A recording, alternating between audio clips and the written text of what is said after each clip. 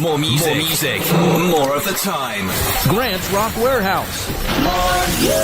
Good evening, everyone. Yes, we're back again. And we ain't stopping. You guys have the best music. Turn it up!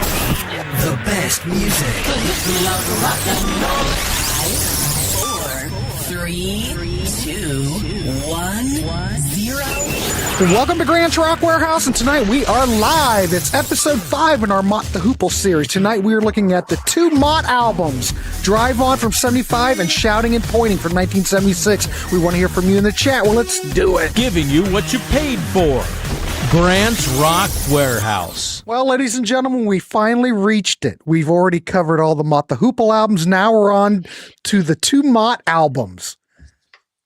And look at this panel. We've got Nick Esquire's back, and we have the Parish of Rock. We're going to wrap, well, I don't know. Did we ever talk about doing anything after this? I can't remember. Or is this it? Is this wrapping it up? I thought we said we were going to do the 70s Ian Hunter albums. Oh, that's right. So that's what's next. Go ahead. I thought you guys were gonna buy that 30th anniversary live. I did. Oh, all right. We can talk about that too. Yeah, I've got it. Yeah, I got that. I don't know where it's at the moment, but I have it. Well, we don't need to do it right now. But No, but I wasn't prepared. I was all worried about this. Right. Anyway, like I said, we're looking at 2 records, Mott Drive On from 1975 and Mott Shouting and Pointing from 1976. So this is after the departure of Ian Hunter and guitarist Mick Ralphs.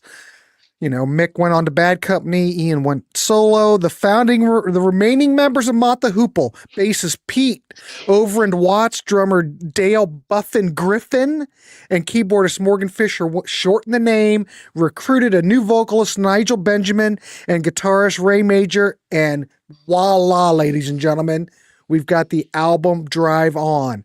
So this was their debut lineup, recorded in spring of 1975. We're going to talk about it. Does this panel like it? Do I like it? Do you like it in the chat? So we've got 13 people. This isn't one of those shows that's going to set the world on fire. But damn it, we've got it documented. Gentlemen, welcome to the show. Who should I start? This time I think I'm going to start out with the Parish, because he was on the other show the other day, and he went last, and I went, well, shit. Let's start out with the Parish tonight. Parish, nice to see you. Yeah, good to be on.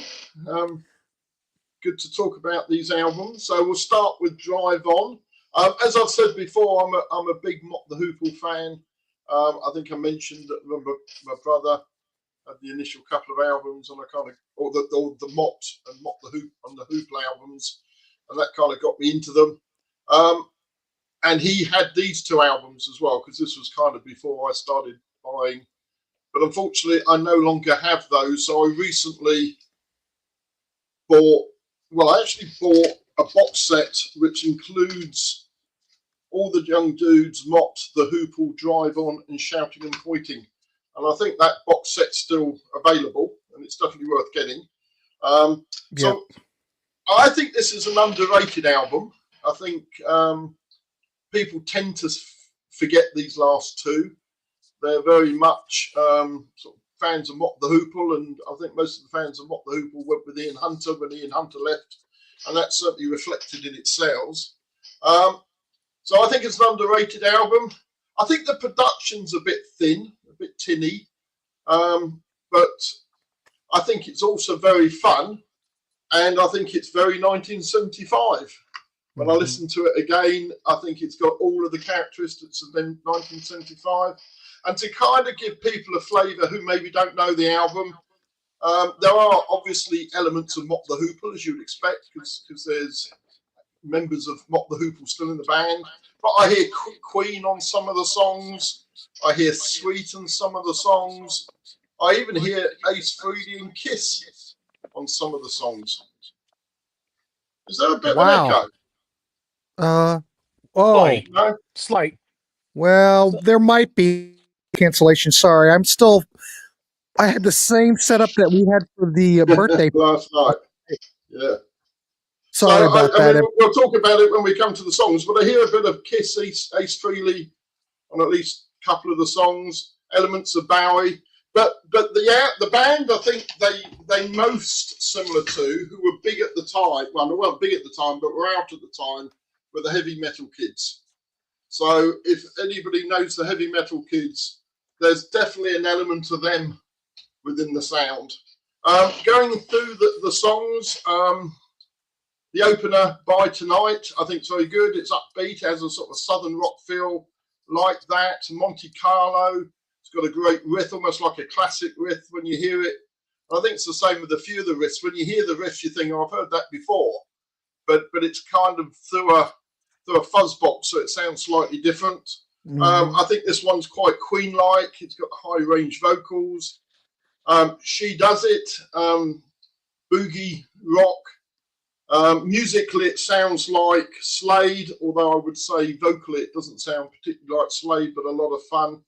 I'll Tell You Something is a ballad, piano driven. It's okay. And then Stiff Upper Lip, I think, is really good. The verse, I think, is a little bit plodding, a bit slow, forced, but the chorus is great. And it's got a lot of sort of changing tempo midway through the song. There's a talking piece in the middle, and the vocals are very much like Gary Holton, who was the lead singer of the Heavy Metal Kids. So this one really reminds me of the Heavy Metal Kids, which is a good thing because I'm a big fan of theirs. Flip it over. Love Now is the song that I think sounds like Ace Frehley, both vocally, definitely, but even musically with the choppy riff, I think sounds like a sort of an Ace Frehley Kiss song. Bearing in mind, as I say, this is 75, so 75 would be tying in with Queen at the peak, Kiss, sort of getting going. As I say, Bowie, there's influences. So you can hear all of those sort of sounds. Bit of 10cc on a couple of the tracks as well. Yeah. The Great White Whale, I think it's a great riff. Another one of these ones which is sort of through a fuzz box, very hop. I think a heavy song. The stop-start chorus is good. Here we are. There's a bit of an okay ballad. It Takes One is sort of rolling. I would say Rolling Stones, but equally I hear elements of Alice Cooper in there, and I think it's a good song. And I can show you how it is a bit of a droney ballad, to be honest. So it probably finishes on a bit of a low point, but the vocals are really good. I like the multi-layered vocals, and I'm sure that's a squealing pig being killed right at the end as the album finishes, which is a little bit different. So last song is maybe the weakest on the album. Stiff Upper Lip inside one's probably my favourite on the album. But overall, I'd say very 1975 if you like your music from that era. And it's great fun. It's a really fun album, in my view. Oh, look, Louder Than Life's coming in. Hot take. I think these post-Hunter albums are every bit as good as classic Hoople. Oh, that's a hot take. Oh, come on. And I think it's quite. They are quite different, but yeah. Hangover. What are you talking about, Kevin? Come on. I'm professional. Do you have a score, a rank? Yeah. What's your score? My score. Wait a minute. Let me get the. Hold on, everybody. Let me get the. Because. For anybody, if you've been following the Mott the Hoople series, ladies and gentlemen, and if you know this record, we do want your score out of 10. So if you do want to give me that, because we're going to hit this album and then we'll talk about the second album. So anyway, if you want to go ahead and give me your score, please do. Parish, I'm ready for your score. Okay, just before I do that, I would say I really like the vocals on this. So the new guy, I think was very good. He sounds a bit like Brian I wouldn't say they sound much like Sweet musically, but vocally there's elements of Brian Connolly definitely in there. So I think the vocals, whilst quite different to Ian Hunter's, if not very different from Ian Hunter's, I think the vocals are really good as well.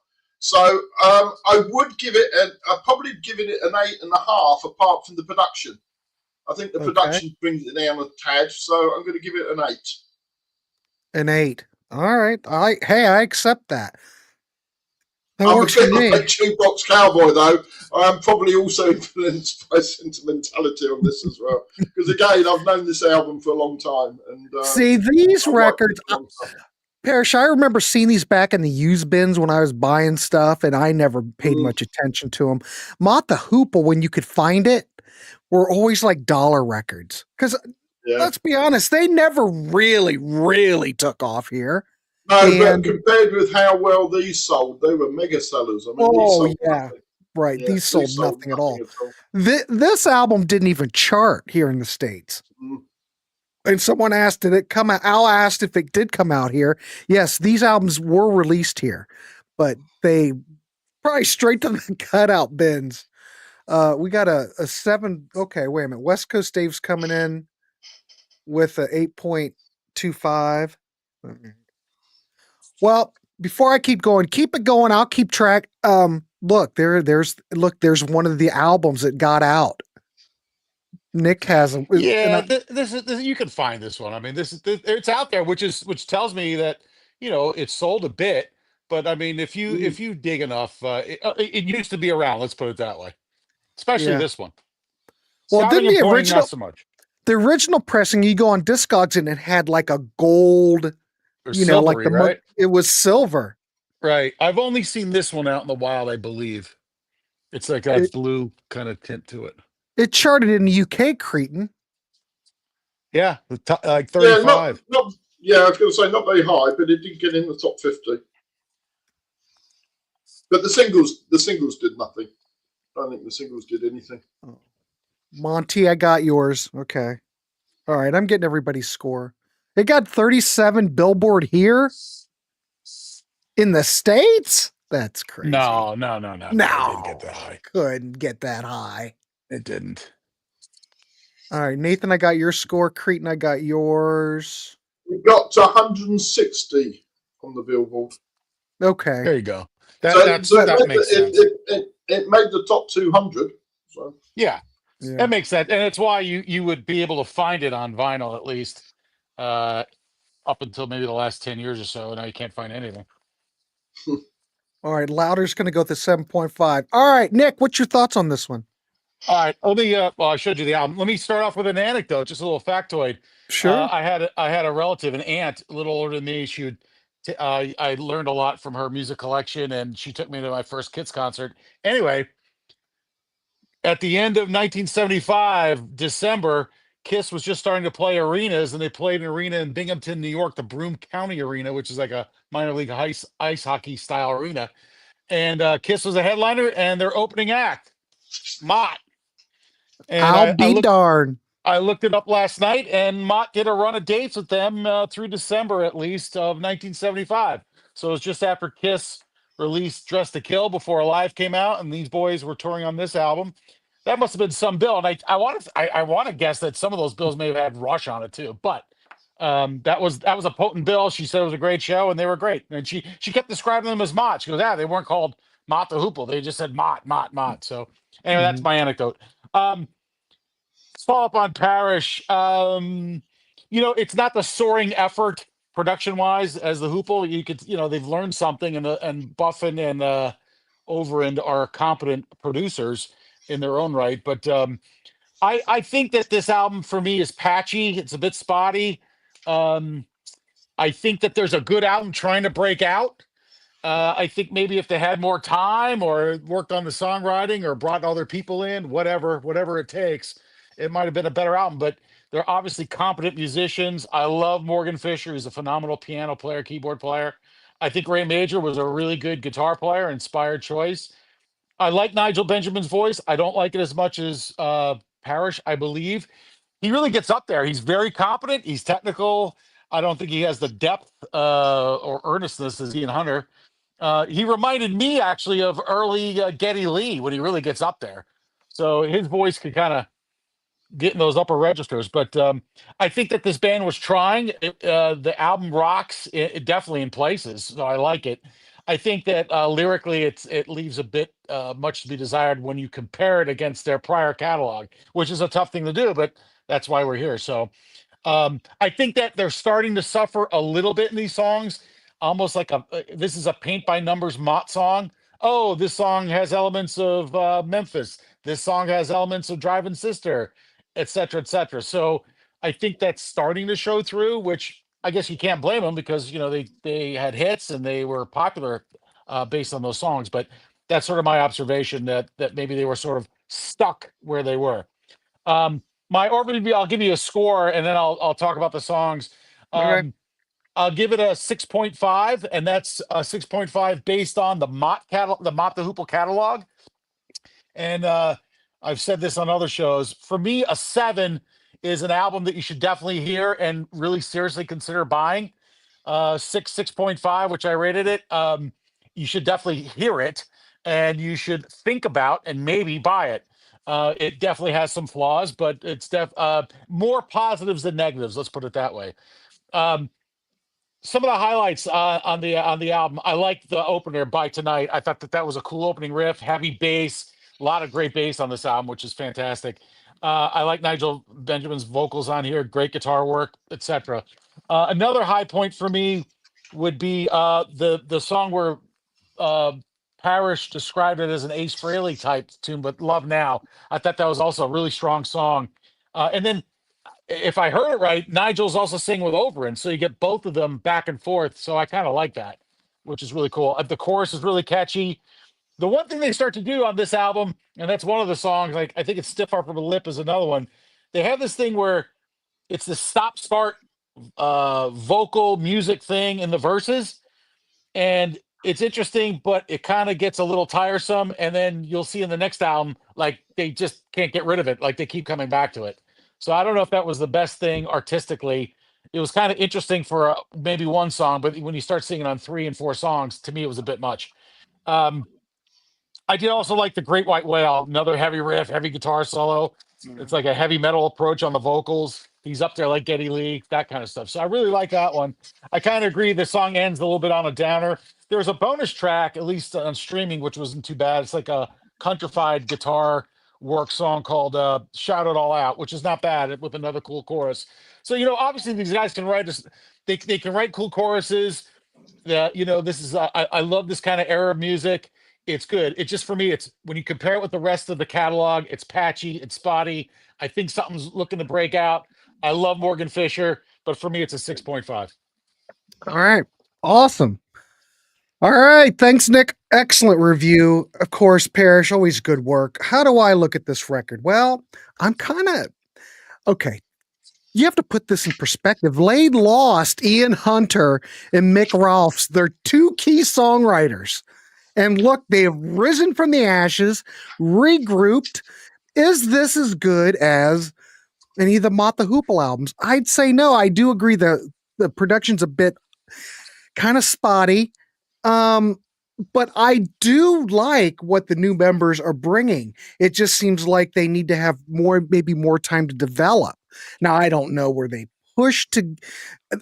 Are they just finishing out their catalog? I mean, their contract here in the States or in the UK? I don't know.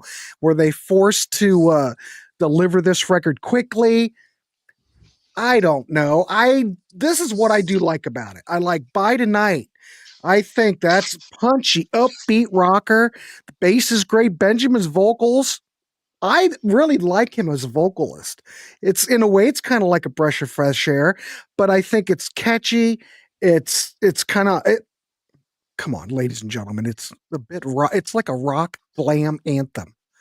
Monte Carlo's Watts composition, I think it's fine.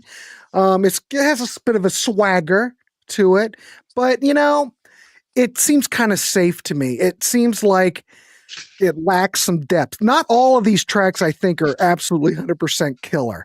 And like what Nick said, his 6.5 rating, yeah, you should hear it, but do you need this in your collection? I'm kind of like that, at least for this record. Now, I have a different opinion on the following record, but I think if you are a completist, you're going to dig it. I actually like some of it quite a bit. Well, we've already brought up the "Great White Whale."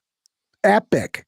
I mean, the guitars on it are great. It's got a lot of the way the song builds. One of the more ambitious tracks. I just don't think that some of the songs are just kind of hit and miss. And I think maybe they're just trying to put things together. If I'm looking at this as a new band and this is their first effort, not too bad. You know, what would I give this? I think I'd probably give it a little bit higher than a 6.5. I like it. I mean, it's something I put on every day. No. But I think they're onto something. The new members, I think, add a lot to it. I think I'm going to go with a 7 on this. So is anybody else in here that hasn't given me a score? We might as well do the reveal, ladies and gentlemen. Here we go. Oh. Well, we come up with a 7. Well, I'm not that far off. We come up with a 7.4. I mean, I think that's fair. Parish, are you okay with that? Yeah, absolutely. Yeah, I'm all right with that. They're both on Spotify. Yeah. Yeah. Young Logan still has to dip his toe in the river of Mott outside 2 or 3 albums. Well, you know, you have a lot of music still to listen to, Young Logan. Right. You'll be all right. Spot on rating from Louder Than Life. Okay, I guess our work's done. The general consensus is it's a 7.4. All right, let's go to the next record. So scroll, Grant, scroll. So second album, Shouting and Pointing, 1976. This came out in June of 76 on CBS Columbia. The same lineup as the previous record. But I think this record, I'm going to use the term, I would say that this expands more on the band. I think they're getting more comfortable with each other. You've got more varied contributions from the members. And I think Fisher and Major are also contributing more to this. So the way they have the vinyl set up is that one side is shouting, side 1, and side 2 is pointing, which is kind of funny. It didn't chart for what I looked up. This did not chart in the UK or the US. So I don't know. This is why the band dissolved. They couldn't get any traction. And Benjamin left soon after and started the group and reformed the British Lions. Anyway, let's throw it over to Parish of Rock and get his thoughts on this record. Parish? Before I do, if I'm right in saying this, but I think the vocalist Nigel Benjamin went on to play in a band in LA with Nikki Sixx. Yeah, he did. Isn't that that band? Yeah, Weren't they the British Lions? London, that's it. That's London. it. And it makes you wonder where the Motley Crue got their name from Mott. Before he went to LA, I found an interview with him, a written interview from Full and Bloom. And he actually had a band together, and they had an album that's not released. And I can't think of the name. It was like something assassin, like English something assassin. Anyway, it'll come to me. But he said it's somebody owns it, and it should get out there. But and then he went to LA and was in London for a period of time with Nikki Sixx. But as I say, I wonder if there's a linkage in the name from Mott to Motley Crue. That certainly makes you wonder, doesn't it? Who knows? I'm going to start with the album cover. I don't know if you can see that.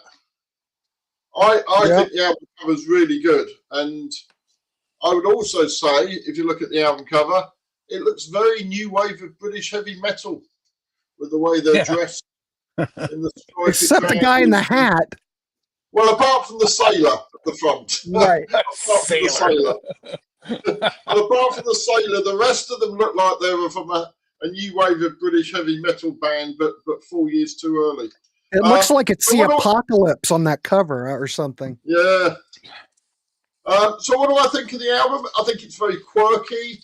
There's still good elements of rock and roll in there.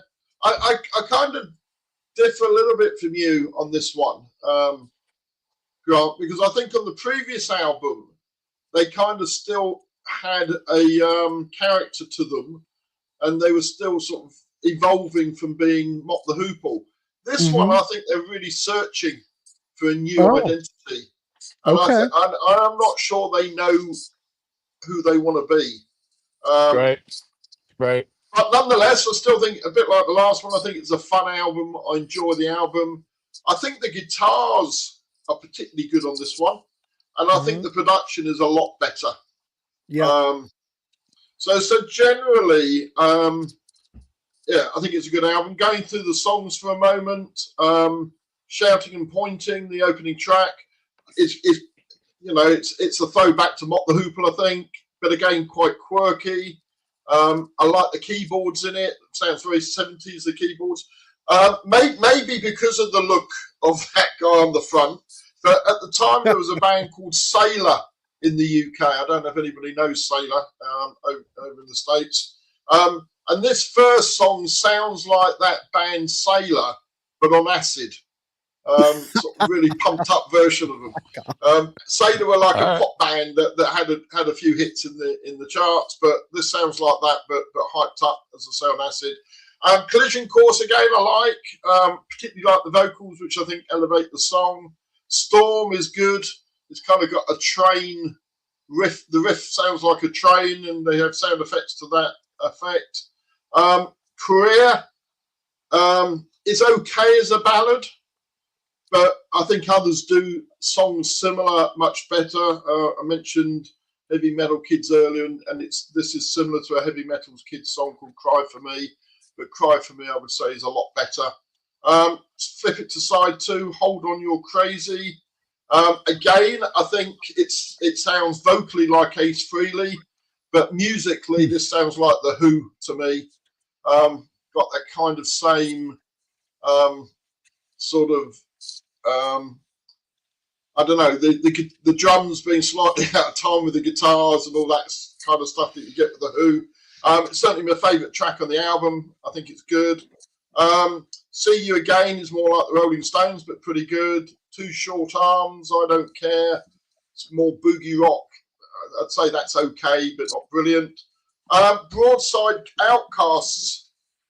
I like about half of it, but it kind of changes tempo and changes direction too many times. And the bits I like on it, I think are really good. But then all of a sudden, just as you're getting into the groove and really liking it, it suddenly changes direction, which I don't like so much. And then it finishes with a cover version of Good Times, the old Easy Beat song, which I like the song. I have to say I prefer Jimmy Barnes and In Excess's version, or Tease's version I prefer as well. But nonetheless, it's a good song, and they do a fun version of it, so it's not a bad cover.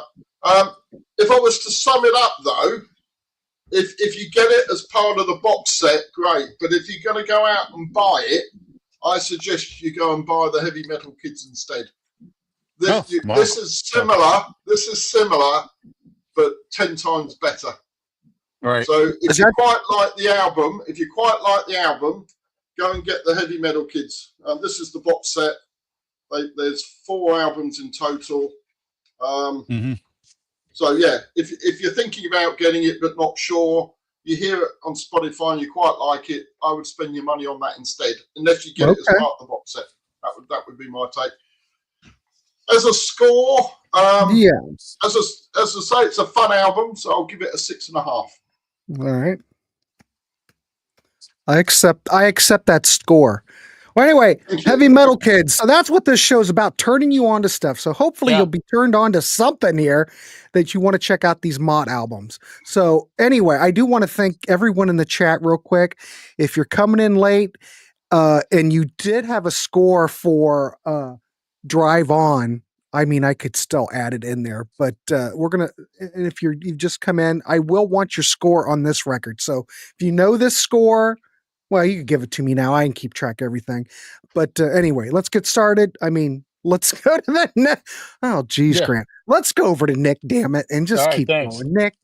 Yeah. Hey, and Parish, just so you're aware, because I've been turned on to the Heavy Metal Kids years ago, but finding a Heavy Metal Kids vinyl or CD in the wild in the U.S., you're better off looking for unicorns and 4-leaf clovers and leprechauns, because they are really tough to find. That only came out last year as a box set over here. Is that on Cherry Red? Is that Cherry Red? It looks like it. I'm guessing it's Cherry Red. I don't know. Well, if I'll look. I'll find start out. off. Yes, it's on 70s Records, a division of Cherry Red. All right. Oh, wow. That sounds about right. Yep. Yeah. But I definitely found worth this in- getting. I found this in the wild years and years ago in college. I found Drive On first. Shouting and Pointing is a tougher find, and it was probably it was used at probably about $2 or $3. The inner sleeve is pretty interesting. They have a thank you list that is so insane it takes like hours to read, and just the names that are on this thank you list are hysterical. I have to think that some of it is a bit of a joke, but and I also one more show and tell. I was just in St. Louis. I found myself in a record store. I think it's called Forgotten Vinyl, and I'm sitting on a milk crate, and I'm looking through the crates of cheapo records, as Grant knows I like to find, and I find Yeah. something released in 1976 that I didn't know existed by Morgan Fisher, No and way. it was recorded in 73, and this is unfortunately titled Brownout, which is really a horrible. Hang on, I'm going to make you big. Hold that up again. Oh, you're making What? me big. Jeez. Well, I want to see that cover. More. Yeah. Oh it's my. actually almost like an EP. There's 4 tracks. Well, I shouldn't say that. It's 5 minutes, 6 minutes, 9 minutes, and then the second side is one song, almost 20 minutes. I'll be Brownout damned. is the name of this album. And when I saw it, my eyes just lit up. I've never seen this before. I- And hey, if anyone's in St. Louis on the loop, there's another one in the stack somewhere. So there was 2, and I picked one of them. So, but this All was, I've got to it was- say for those watching this in the UK, they'll know who I'm talking about. That looks like an actor from the mid-70s over here called Windsor Davis. Now, I won't say any more, but he looks just like that. It was released on Import Records. It was distributed by Gem. It was recorded in Gem. 73. Yeah, it was recorded in 73, but released in 76. So it was sort of at the same time as Shouting and Pointing. That's why I also mentioned it. We mentioned a production, but this is produced in conjunction with Eddie Kramer. So Eddie Kramer produced this. So, they had for this last album on a major label, it was a top flight producer. So I don't know if that hurts or helps, but I thought there was more sheen on this album, a little less chaotic, a little less street, if you will. I don't know if that's the right word, but a little less driving. I also thought that, like the Drive On album, there's a good album trying to break out of here somewhere, and it's Parish mentioned the word quirky, which I actually had in my notes as well. It's quirky, it's patchy. There's elements that rock. It's a bit uneven, but the things that are highlights are really good actually. I made a note that was like, well, who is Nigel Benjamin? He's got a good voice, but who's he trying to be? He's literally copping vocalisms from Brian Connolly. I hear Geddy Lee, and I know he was a big Steve Marriott fan, so there's Marriott stuff all over the place. But he's very good. It's just like you guys were mentioning that they look like they're searching for something. It's sort of I picked up on that. This is also for me, at least coming back to it now years later. I thought the second side or the second half of tracks were actually better than the first, and that's sometimes a rare thing for me. But I thought the album picked up steam as they got away from the Mott paint by numbers songs, and they went off into do these little Stonesy numbers or almost like California country or whatever they were up to. And I thought that actually there was some pretty cool moments there. So for me, I actually liked it as the thing went on. Shining and Pointing is a good song. If you check out YouTube, they may be miming it, but they're on a show in the UK with this song, and there seemed like there was a malaise in the band at this point. Not a lot of energy. Maybe it was because of the size of the stage, but if you just punch in Shouting and Pointing, it should come up. But it was good. Morgan Fisher does great piano work on that song. Collision Course was okay. The Storm is a high point for me. However, if you look at the lyrics, they are really unfortunate. The lyrics read as if, Overend is contemplating domestic violence. So when you read the lyrics, like, holy shit. Like, I love the chorus. I love the energy of the song. I got into the lyrics and I'm like, uh-oh. You may want to, I don't know if that song would even be released today. There's all sorts of, Probably not. his girl, she better be alone. She's gonna get down on her knees. He's really pissed off. It was like it's crazy stuff. I mean, it's Sounds really like it. Kiss. Yeah, and she may be cheating on him, and he's like all pissed. It's really rough. So, but there's a nod there right at the very end. The last line that he sings, Nigel. It's like there's an actual like Brian Connolly line. It's like really like that's sweet right there. So it's kind of cool if you're a Sweet fan. Um, Other high points. I thought "See You Again" was a pretty cool song. I thought it's a. I think Parish described it as a Who like song. I thought it sounded more Stonesy. And However, no, so hold on, you're crazy. oh, I think was like the Who. you're right. You're right. See You Again. Yeah, I agree. It's more Stonesy. Yeah, there was like this mellow acoustic guitar driving the song. It almost reminded me of like that California country that was starting to kind of emerge at that time in the mid '70s. But I liked it because that was the song that was like a break from the Mott Paint by Numbers tune.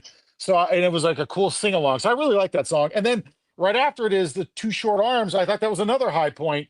There's this really cool upright piano Morgan's playing, and it's like a jaunty shuffle. So I like that one. I was more of a fan of Broadside Outcasts. It's got that quirky vocal line in the verse that was getting too much for me, but I thought it was actually a pretty cool song overall. Good Times, I agree. It was a cool cover, but In Excess and Jimmy Barnes blow this version away, I have to say, as an album closer. But I also thought of it, there's 9 songs. This was the ninth. I think they're maybe running out of material. I'm not sure. But so, I think the album is worth listening to. I'm going to be boring and give it the same exact score I gave the last one, a 6.5. I think it's Okay. worth hearing. If you're a Mott fan, you should consider buying it. If you're a casual Mott fan, I probably would not buy this and wait a bit until you bought other albums. It's patchy, it's imperfect, definitely worth a listen. And who knows, somebody may may find it's an 8 or a 9. I don't know. And I think I want to revisit that second side or those second tracks again, the second half, because I may get into them a little more. Because when I put this album down in college, I haven't come back to it in decades. I drive on, I have. This one I have not. So at least this exercise is going to force me to kind of revisit this and see if I find any more value there. And There you go. the secret weapons, Ray Major and Morgan Fisher. Holy shit, they're great. Yep, I agree. 100%. All right. So what's my thoughts on this? Well, I already kind of alluded to that I kind of dig this record. I think that they're a lot more comfortable with each other on here. They're collaborating better. I sense that they're having just a blast recording it, and it comes across. It's a shame that it didn't sell or wasn't successful, because I kind of would have liked to have seen where these guys would have went. But we've got this. It's fine. Is this like night and day over the previous record? No, not really. But the production is much better on here. I think that there are stronger hooks. We still have that glam punk energy, and I love the fun vibe to it. Yeah, it's quirky. It's, but hey, they're having fun. Shouting and Pointing, I think it's a good opener. Great rhythm. I mean, it's very infectious. Let's say that. Collision Course, fast, hook driven. Great guitar riff on that track. But I think all you guys, both of you gentlemen, had good points on this. I would rate it higher than I like this record better just because I like the energy to it. And hey, maybe the material's not quite there, but I just wish they would have sold something to see where they would have went. Like I said, what would I give this record? Because I like it. Look, these records, as opposed to like listening to these as an album, I actually like these tracks better individually. You're doing a listening party and you throw a track on and people go, yeah, that's cool. I don't think these records work so much as an album, but more stronger on their own. Yeah, I think that makes you're right, sense. because they sound. I mean, they're good songs. And they sound kind of self-contained, and it doesn't really, as I say, particularly this one, I think they keep changing direction, not sure, so that it's not quite cohesive as an album. But I agree. I think some of the songs are great. Yeah, they're almost better standing on their own. Yeah, I don't know. That's the way I hear it. Jukebox says it's a step up. All right, where else do we have? We got Yvonne's coming in at the 7.5. All right. Actually, that's what I'm going to give it. I'm going to give it a 7.5. I gave the other one a 7, but I just like this a little bit more just because of the way it feels for me. It's good time music. Yeah, it is good time music. Exactly. Anybody? Oh, hot take. You're going to give this a 9? Are you really? All right. All right. I'll take a 9. Kevin's coming in with a 7.5. He's giving it a 9 purely for the album cover, because I think the album cover deserves a 9. It's a great, I don't know, but if I saw that, I do like that album cover. I guess the album cover kind of reflects the songs on the record. Yeah. Kinda. Crete, did we rate the same? Well, my goodness. All right. Anyway, I think we're ready. Let's see what we've got. A 9. That's oh, look. Louder loves nearly every track on the album. We all hear this stuff differently, and that's why we're doing these shows. We all can share this about. Ken White sent a 7 for him. All right. Well, I'll put your 7 on the other one too while we're here. So, but it doesn't really change it. It's still a 7.3 for Drive On. So what do we have on here? I'm just making sure. All right. We've got a 7. Oh my God. I'm going to round it up. We have a 7.3 for this one as well. Oh, wow. It actually came up 7.27, but I'll round it up. So really we have 2 7.3s. So they're basically the same record. Right. That's fair. That makes sense. That's fair. To be honest, Nick, you gave them both the same score. I did. I was pulling it down, though. I pulled the average down. Yeah. Kevin says Mott is a good, feel-good 70s rock band, and that sums it up. I hear you. All right, cool. Ty, you're Cretin. Yeah, you're funny. Right. Yeah, hey, Grant, you said, oh, I want to see where they went if they stayed together. They went right here. They went right here. Well, I know. Yeah, that's true.